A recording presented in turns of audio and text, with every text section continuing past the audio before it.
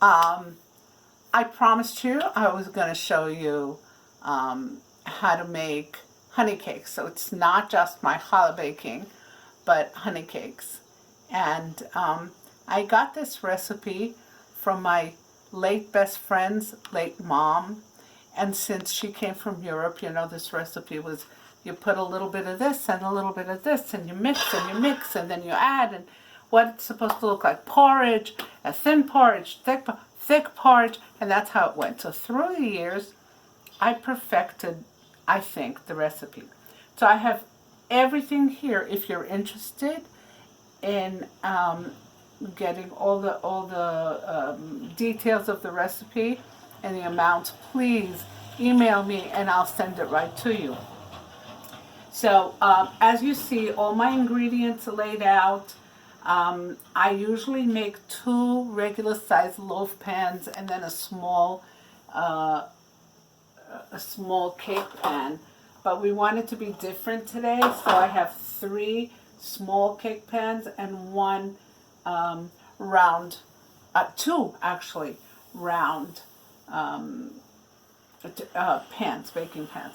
So I am going to experiment a little bit with the size. We might need a little bit more, and then we'll see. I'm ready to begin. So camera shifts to here. I've started with 8 eggs. That's how the late Mrs. Kachavas told me. You start with 8 eggs. Into the 8 eggs, you add 1 cup of honey. And here's my honey. What I wanted to tell you is that I measured 1 cup of oil and then poured it somewhere else before, so that the honey would just slide out, and mostly does. Don't have to wait 3 hours for it to ooze out. So 1 cup of honey, mix it.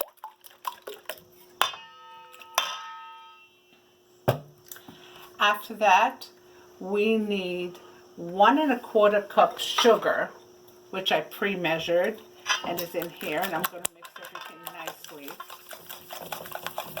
I'm starting with a whisk. Eventually, I'm going to move to a wooden spoon.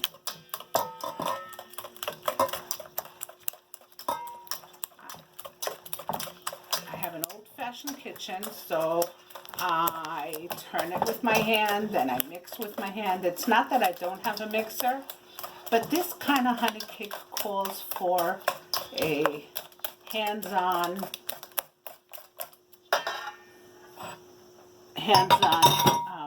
process. After this, I put in the 1 cup of oil that I had measured in the other cup in order to make sure the oil comes out.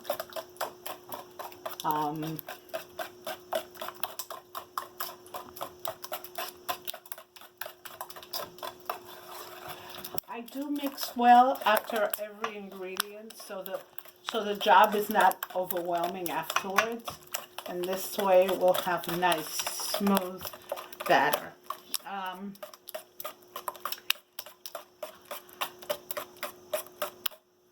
Vanilla extract goes in next.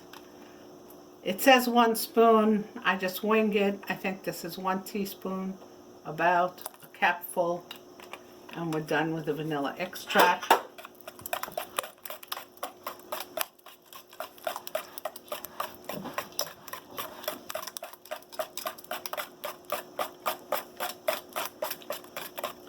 After the vanilla extract, I have here, I prepared 3/4 cup very strong coffee. So I use instant coffee for this in particular, but I put in like a really hefty teaspoon and a half and did not fill the cup. So here's my strong coffee. What I love about this cake is that it's a 1-pan cake. We just keep adding things into it. And then take your husband's favorite liqueur, 1/4 cup, and in goes the liqueur.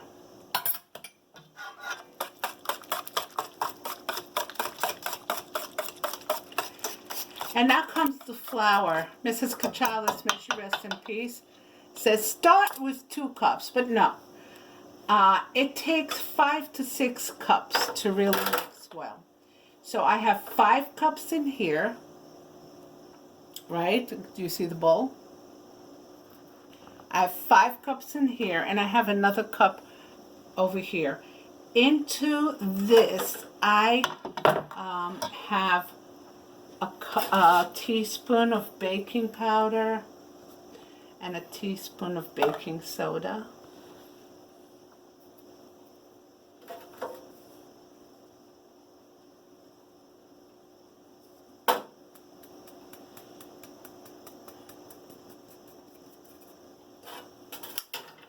And I will whisk it a little bit to make sure that it's all light. I did not sift the flour, I have to say. I'm just sifting the baking powder and baking soda in here. And I think this, mixing it like this is pretty good for us. So here's what I do. I'm going to put in about 2 cups, like I was told. This is 1 cup and 2 cups. And then I will go into start using my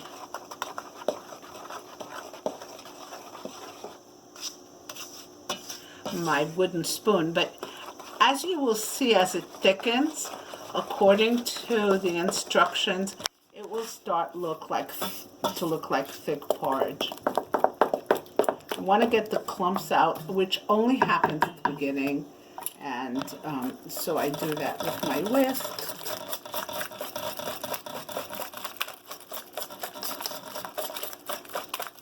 I love the color of this, and yet it never turns too dark. What's very special about this cake is that it's a light honey cake, which is my favorite thing, and I've come to love honey cakes only because I tasted this one that Mrs. Cachalis shared with me.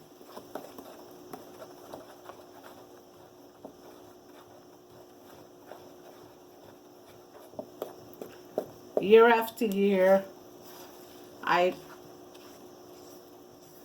experimented with the amount of, but I'm glad that you can see the process and how thick it's getting, and then you could at least see, if not feel, the thickness as it keeps coming in. And now I'm going to get really brave and pour the rest in and see if I'm happy with the thickness.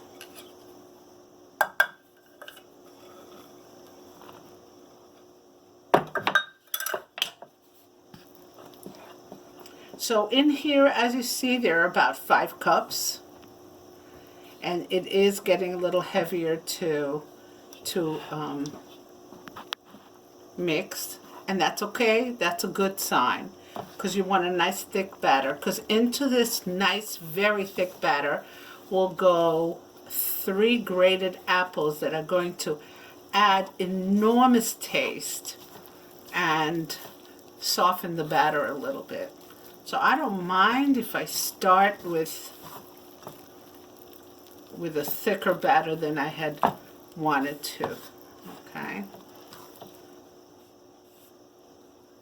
So you see how it clumps in? It's nice and thick now. I am going to be even braver and add maybe another 1/4 cup. So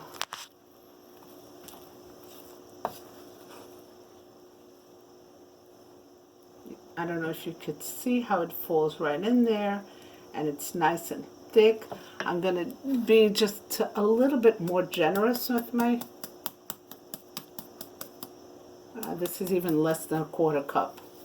But I think that this one will seal the deal.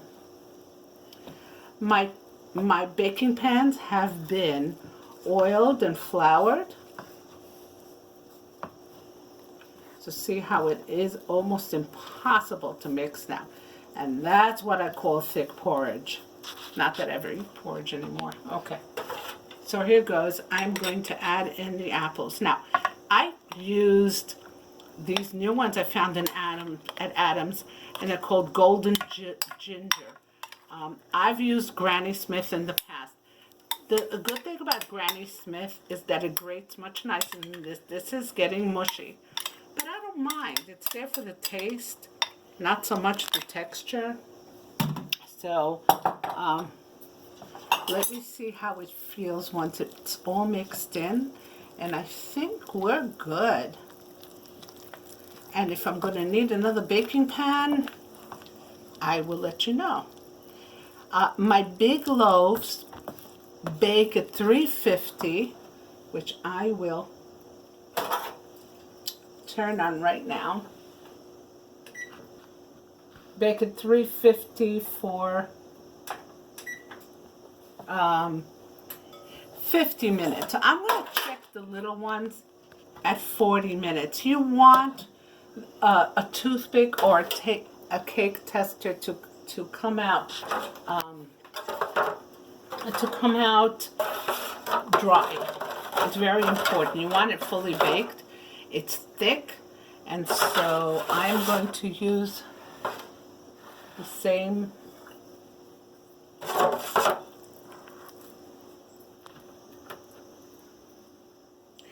You have to fill it about two-thirds because it does rise nicely.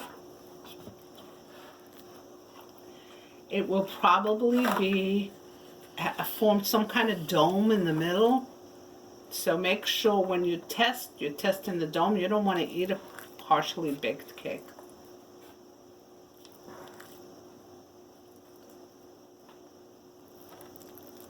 So here are my first two.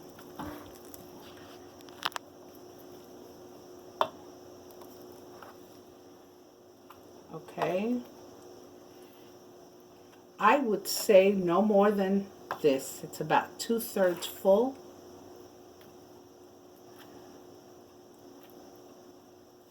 Okay.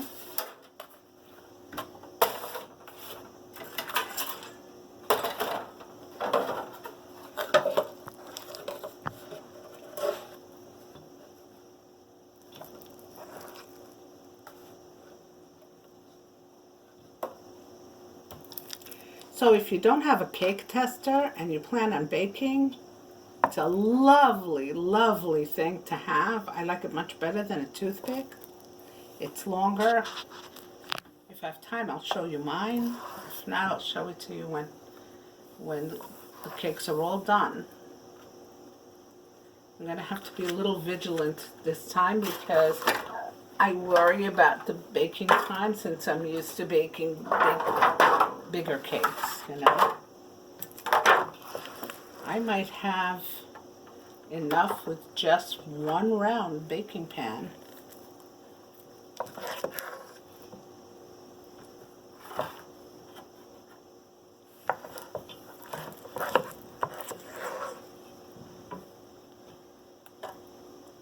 Do we have the rubber spatula handy? Okay, it's in here. It's okay. I will figure life out without.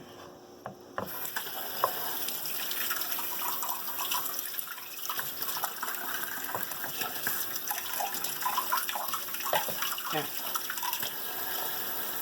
Let's clean it here.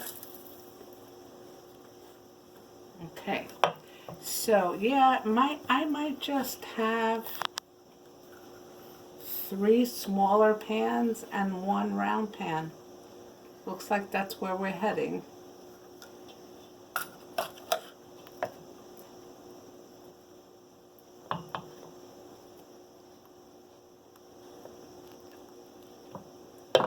With the oven on and my warming up,